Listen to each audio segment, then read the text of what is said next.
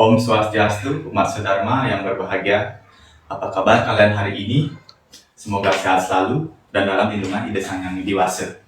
Di video kali ini, saya atas nama Iwayan Ardita Riwayu akan membahas materi tentang pendidikan agama Hindu, yaitu Yajna. Tentunya nggak asing bagi kalian yang sudah berada di bangku SMP, karena Yajna ini bisa didapatkan pada saat kita kelas 1 SMP. Yajna merupakan pengorbanan atau persembahan yang tulus ikhlas dan tanpa pamrih, yang dilakukan dengan didasari ketulusan hati yang mulia. Kalian tahu nggak sih, ternyata Yajna ini berasal dari bahasa Sanskerta, yaitu dari akar kata yats yang artinya memuja, dan dari kata yats menjadi yajna yang artinya korban suci. Dapat disimpulkan bahwa Pancayajna adalah 5 pengorbanan atau persembahan tulus ikhlas tanpa pamrih yang didasari dengan tulusan hati yang mulia. Nah, Pancayajna ini merupakan perwujudan dari hutang-hutang yang dimiliki oleh manusia, karena dari lahir manusia memiliki hutang yang harus dibayar, yaitu hutang Trirena. Yang pertama, hutang kepada Ida Sang Yang Widi Wase dan segala manifestasinya, yang disebut dengan Dewa Rena. Kemudian hutang pada para resi, pandita, sulingge, pinandita, dan orang suci yang berhubungan dengan agama Hindu lainnya, yang disebut dengan Resi Rena. Kemudian hutang pada para leluhur dan orang tua, yang disebut dengan Mitra Rena. Yajna sendiri terdiri dari 5 bagian, yaitu yang pertama Dewa Yajna, yaitu persembahan atau korban suci yang ditunjukkan kepada Ida Sang Yang Widi Wase dengan segala manifestasinya dalam bentuk Trimurti, yaitu Dewa Brahma sebagai pencipta, Dewa Wisnu sebagai pemelihara, dan Dewa Siwa sebagai pelebur atau pralina. Untuk contoh pelaksanaannya, melakukan puja Trisanja, kemudian berdoa sebelum dan sesudah melakukan aktivitas, kemudian melakukan persembahyangan pada hari-hari raya tertentu atau pada hari-hari tertentu, misalnya seperti Hari Raya Galungan, Nyepi, Kuningan, Purnamo, Tilem, dan hari raya lainnya. Dan untuk bagian kedua, yaitu Resi Yajna, yaitu persembahan atau korban suci yang ditunjukkan kepada para resi, guru, pinandita, pandita, sulinggi, dan orang suci yang berhubungan dengan agama Hindu lainnya.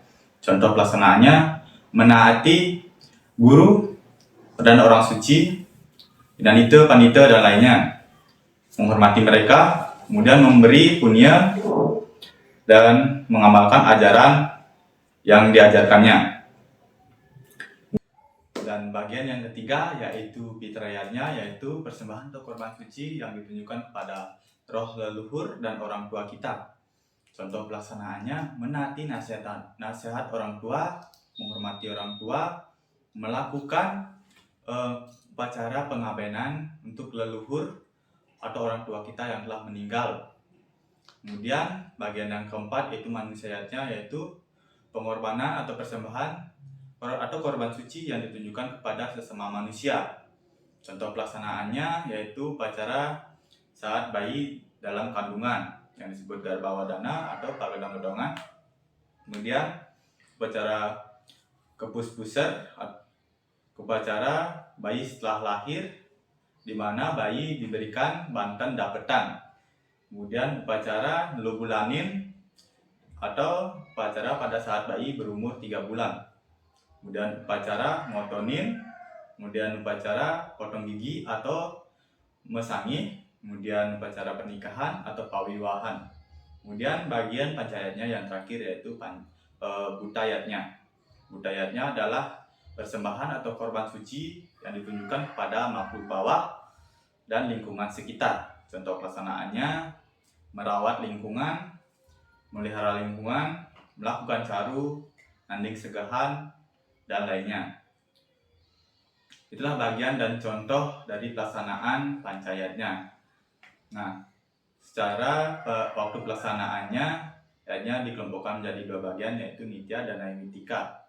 Nitya adalah Yajna yang dilakukan setiap hari. Kemudian Naimitika adalah Yajna yang dilakukan pada hari-hari tertentu saja. Nah, Yajna ini harus dilakukan berdasarkan Desa Kalapatra. atau biasa disebut dengan tempat, waktu, dan kemampuan.